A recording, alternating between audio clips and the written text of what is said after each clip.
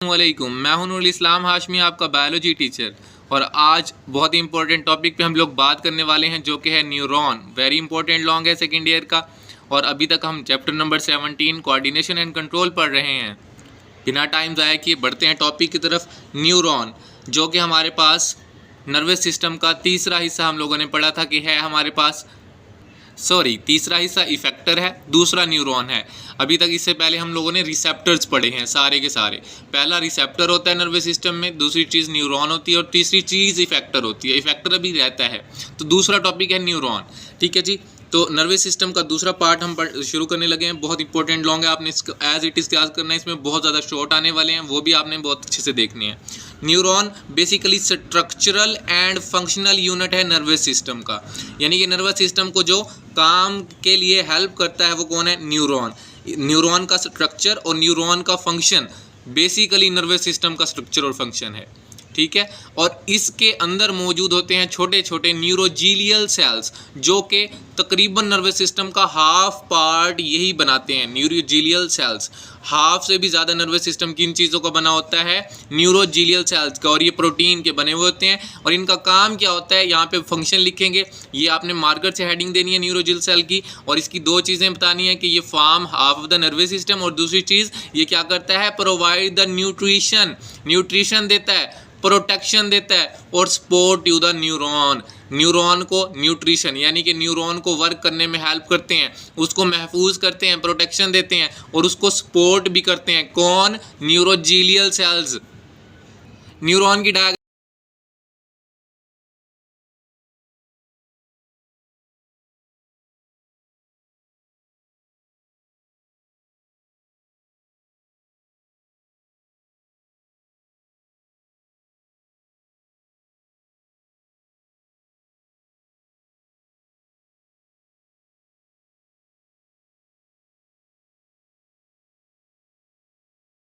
से देखेंगे अच्छी तरह से। तो ये है आपकी न्यूरॉन। ठीक है। इसकी मज़ीद न्यूरॉन को जो है मैं एक्सप्लेन कर देता हूँ। और न्यूरॉन की एक शॉर्ट सी वीडियो के न्यूरॉन बनाना किस तरह से है, सारी चीज़ें आपको इसी वीडियो के अंदर मिल जाएंगी। न्यूरॉन बेसिकली बनी होती है तीन चीज़ों से। एक डेंड्राइट से, नंबर 1 हमारे पास डेंड्राइट से, दूसरी चीज़ सेल बॉडी से, और तीसरी चीज़ एक्सॉन से। तो तीन चीज़ों को मिल के न्यूरॉन बनती है। अब ये देख लेते हैं कि डेंड्राइट क्या है, सेल बॉडी क्या है, और एक्सॉन क्या है। डेंड्राइट्स बेसिकली ये जो आपको बाहर एक्स्ट्रा बाल नज़र आ रहे हैं, तो ये क्या है? डेंड्राइट्स है, जिनको मैंने मार्क किया हुआ है। उसके बाद सेल बॉडी की बात करें तो ये पूरे का पूरा ये जो गोल गोल आपको ये जो इस तरह स्टार टाइप नज़र आ रहा है, ये सेल बॉडी है। इनके अंदर, सेल बॉडी के अंदर क्या क्या चीज़ें होती हैं? राइबोसोम होते हैं, जो कि मैंने यहाँ पे मार्क किए हुए हैं। गोल्जी अपरेटस होता है, एंडोप्लाज्मिक रेटिकुलम होता है, और न्यूक्लियस होता है। ठीक है। उसके बाद इसी सेल बॉडी के अंदर एक और चीज़ होती है जिसको बोलते हैं Nissl body. Nissl body combination है तीन चीज़ों का, एंडोप्लाज्मिक रेटिकुलम का, राइबोसोम का, और गोल्जी अपरेटस का। उसके बाद नेक्स्ट चीज़ आ जाती है हमारे पास एक्सॉन। एक्सॉन के अंदर हमारे पास क्या क्या चीज़ें आ जाती हैं? एक्सोलीमा आ जाती है। ठीक है। उसके बाद शेवान सेल आ जाता है, एक्सोप्लाज्म आ जाता है, माइलिन शीत आ जाती है, और रणवीर नोड आ जाता है। ये सारे शॉर्ट भी हैं। अब इनको हम डिटेल से देख लेते हैं कि ये हैं क्या चीज़ें। सबसे पहले डेंड्राइट्स को देख लेते हैं। तो डेंड्राइट्स क्या होते हैं? Extension of the cell body. Cell body के बाहर जो एक्सटेंड हो जाते हैं, बाहर निकले हुए होते हैं, वो क्या होते हैं? डेंड्राइट्स होते हैं। इनका काम क्या होता है? Receive of stimulus. कोई भी स्टिमुलस आएगा तो सबसे पहले किसके पास पहुंचेगा? वो डेंड्राइट के पास पहुंचेगा। डेंड्राइट उसको कैप्चर करेगा, और उसके बाद दूसरा काम क्या है? Forward toward the cell body, और फिर उसको एक्सेप्ट करके स्टिमुलस को पकड़ के कैप्चर करके कहाँ भेज देगा? सेल बॉडी की तरफ। ठीक है। और उसके बाद हमारे पास बेसिकली ये जो होते हैं, ये स्पाइनी लुक के होते हैं। ये स्पाइन की तरह, जैसे स्पाइन कहते हैं जो नरम सी जो हमारे पास वाल होती है बनी हुई एक दुम की तरह, जो है स्पाइनी लुक होती है। ठीक है। और मज़ीद ये कि सिंगल फाइबर को हम डेंड्रोन बोलते हैं, जबकि जब ज़्यादा सारी जो है हमारे पास फाइबर्स हो जाती हैं तो उसको हम डेंड्राइट्स बोलते हैं। तो सबसे पहले स्टिमुलस यहाँ आएगा। स्टिमुलस यहाँ से डेंड्राइट के पास से कहाँ जाएगा? इस पूरी सेल बॉडी के पास। ये जो सेल बॉडी हमारे पास बनी हुई है, इसके पास। नेक्स्ट आ जाता है हमारे पास सेल बॉडी। सेल बॉडी को हम लोग क्या बोलते हैं? मैंने बताया था सेल बॉडी को मज़ीद हम सोमा भी कहते हैं, आल्सो कॉल्ड सोमा। और ये न्यूट्रिशनल पार्ट होता है न्यूरॉन का, ठीक है। और इसके पास होती है सारी बायोसिंथेटिक मशीनरी जिसने पूरा काम करना होता है, जिसने उसको प्रोसेस करना होता है कि क्या चीज़ आ रही है, ठीक है जी। पेन की है, उसके बाद टच है, या जो भी हमारे पास जो है वार्म है, कोल्ड है, जो भी चीज़ को सेंस करना होता है वो यहाँ से स्टार्ट होता है। तो इसके पास सारी बायोसिंथेटिक मशीनरी होती है। मज़ीद इसके बारे में आपने लिखना है कि इसके पास ऑर्गेनेलीज होती हैं। कौन कौन सी ऑर्गेनेलीज होती है? Endoplasmic reticulum, ribosomes, Golgi apparatus और न्यूक्लियस, ठीक है। उसके बाद मैंने निजल बॉडी का आपको बताया। निजल बॉडी हमारे पास क्या होती है? निजल बॉडी क्लस्टर होता है किसका? राइबोसोम, एंडोप्लाज्मिक रेटिकुलम और गोल्जी अपरेटस का, 3 चीज़ों का हमने डायग्राम में भी देख चुके, ठीक है जी। और सेल बॉडी क्या कर सकती है? ये रीजनरेट करती है डेंड्राइट्स को। अगर कोई डेंड्राइट टूट जाता है तो इसका काम होता है कि वो उसको रीजनरेट करे, और एक्सोन को भी रीजनरेट करती है अगर एक्सोन का भी कोई पार्ट ख़राब हो जाता है, ठीक है। तो ये भी इसी का सेल बॉडी का ही काम होता है।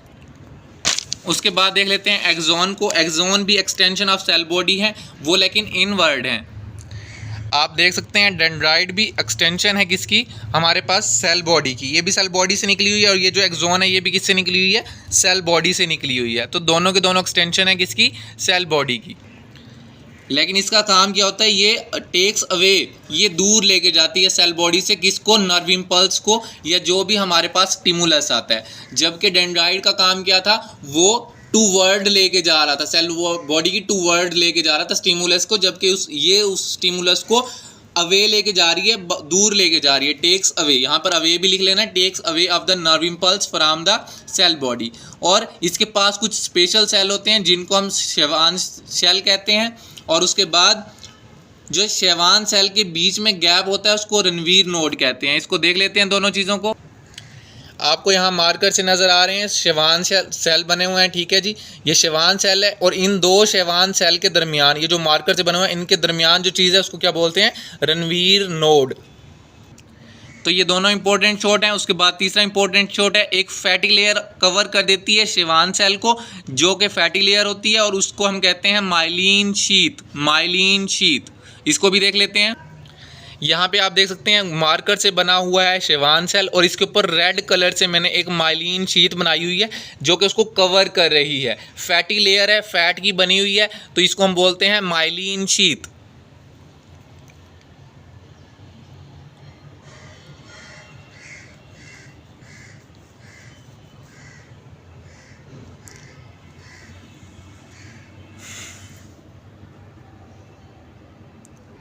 ये जो फैटी लेयर है माइलिन शीट है, ठीक है। आपको यहाँ समझ आ गई है इसके ऊपर जो बनी हुई है, ठीक है। शेवान सेल के ऊपर आ रही है ये।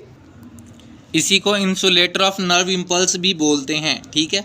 उसके बाद नेक्स्ट चीज़ आ जाती है इंपॉर्टेंट शॉट, साल्टेटरी मूवमेंट। इसको भी आपने मार्कर से हेडिंग देनी है।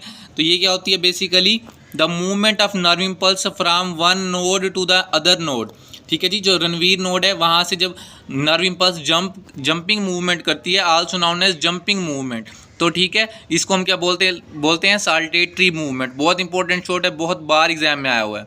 वो जो स्टिमुलस होगा या जो भी होगा हमारे पास नर्व इम्पल्स, वो इस तरह से जंप करती हुई यहाँ रणवीर नोड पे आएगी, फिर नेक्स्ट वाले रणवीर नोड पर आएगी, फिर नेक्स्ट वाले रणवीर, इस तरह से वो मूव कर रही होगी, तो उसको हम क्या बोलते हैं? Saltatory movement. कुछ यहाँ पर इंपॉर्टेंट इसके नोट्स दिए हुए हैं जी। Can not further divided, neuron को फर्दर डिवाइड नहीं किया जा सकता। स्पीड ऑफ जो नर्व इम्पल्स होती है डिपेंड करती है कि हमारे पास जो है उसका डायमीटर कितना है और लेंथ ऑफ एक्सोन कितनी है। उसके अलावा nerve impulse travel on the neurolemma, जो जिसको हम क्या बोलते हैं? रणवीर नोड, ठीक है। उसके बाद टाइप्स आ जाती हैं। सबसे पहले सेंसरी न्यूरॉन, ये रिसेप्टर से CNS की तरफ जाती है, सेंट्रल नर्वस सिस्टम की तरफ जाती है। Transfer of nerve impulse from the receptor to the CNS central nervous system, ये यूनिपोलर है।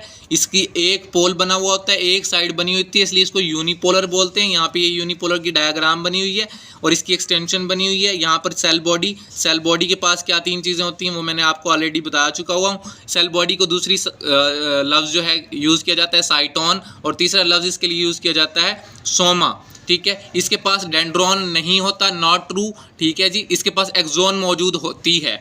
जो सेंसरी न्यूरॉन है उसके पास डेंड्रॉन नहीं होती, सिर्फ एक्सोन मौजूद होती है, एक ही एक्सटेंशन होती है जिसको हम क्या बोलते हैं, एक्सोन, ठीक है, और सेल बॉडी बनी हुई होती है इसके पास। नेक्स्ट आ जाती है मोटर न्यूरॉन, जो कि सेंट्रल नर्वस सिस्टम से इफेक्टर की तरफ जाती है, तो ये ट्रांसफर करती है सेंट्रल नर्वस सिस्टम से किधर, इफेक्टर की तरफ, CNS से E की तरफ।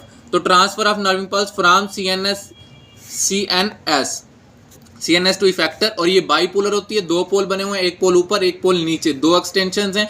इसके पास डेंड्रॉन भी होती है और लॉन्गेस्ट एक्सोन भी होती है। उसके बाद नेक्स्ट आ जाती है एसोसिएटेड न्यूरॉन। एसोसिएटेड न्यूरॉन ये हमारे ब्रेन में और स्पाइनल कॉर्ड में मौजूद होती है, और ये एनालिसिस करती है, हिसाब किताब लगाती है नर्व इम्पल्स का। ये मल्टीपोलर होती है और ये इस शेप में होती है। और मजीद ये कि इसके पास डेंड्रॉन्स भी होते हैं और एक्सोन्स भी होते हैं, वो भी आपने 2 पॉइंट में लिख लेना है, ठीक है। ये था पूरा लॉन्ग, आपने इसको एज इट इज़ लिखना है, इसी तरह से तैयार करना है। होप सो आपको समझ आ गया। कुछ बात आपको समझ नहीं आई तो मुझसे पूछ सकते हैं, बाकी आपने दुआओं में याद रखना है, ढेर सारा ख्याल रखना है, और ऐसी अच्छी वीडियोज़ के लिए हमारे चैनल को लाइक शेयर सब्सक्राइब करना है।